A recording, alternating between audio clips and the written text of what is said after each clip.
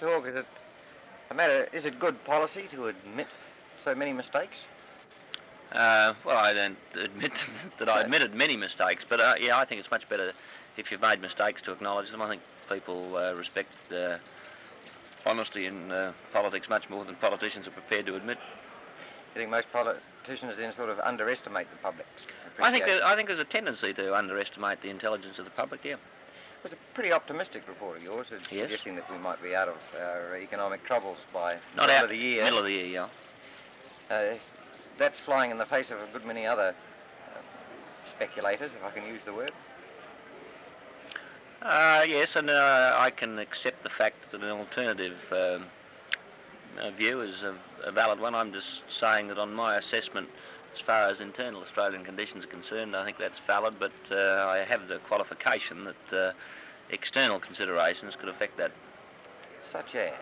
Well, in other words, if the rest of the Western world continues on a downward slope in terms of production and employment, that could affect our trading position, and we could be therefore were negatived by external forces. But I want to be somewhat optimistic about that for the simple reason I think if the world doesn't organise itself in a way which enables resumption of full employment of its resources, then the system is, really in question. Well, Australia is one of the few countries that seems to be beginning to pull out. You can't say the same of Western Europe yet. No, it's a varied picture there.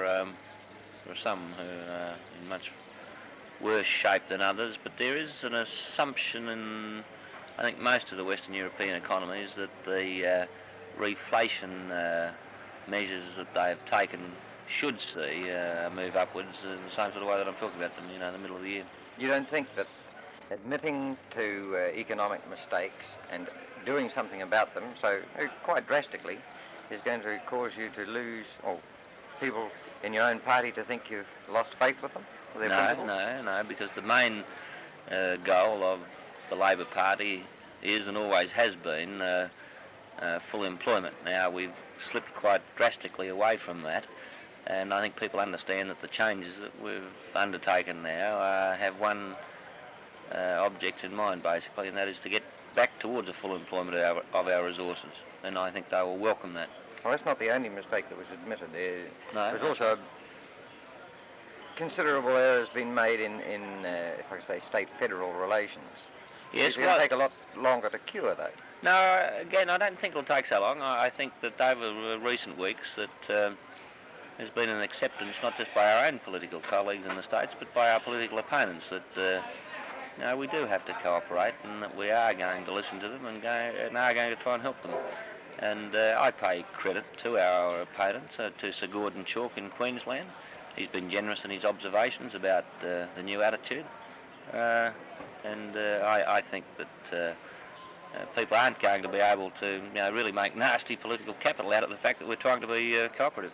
The public has a pretty short memory, though. Well, that's a good thing in one sense. I mean, if we can restore full employment, perhaps they'll forget the bad period when unemployment's been too high. Well, what's the risk you now run? You speculated today that if there was another election, Labor could win it, although it can't control the timing.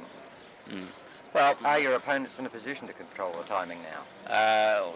To some extent, but they aren't a unified body. It's not certain that they can control their own numbers. There must be some members of the Senate who would take some persuading to precipitate an election. You're confident enough, then, that no matter when they call it on, the public's memory is short enough to put you back? Well, no. Let me say what I said before. I don't insult the intelligence of the public. I think they, I was being flippant a moment ago. Perhaps they'll forget. I mean, I think they will remember, but they will see that the government has had the guts, if you like, and the intelligence to move to restore a proper position, and I think that they'll appreciate that on the part of the government, and what they'll see is the hopeless division within our opponents' ranks. I mean, Australia's obviously going to be better under a Whitlam government than under a Snedden government. Can you possibly imagine such a thing?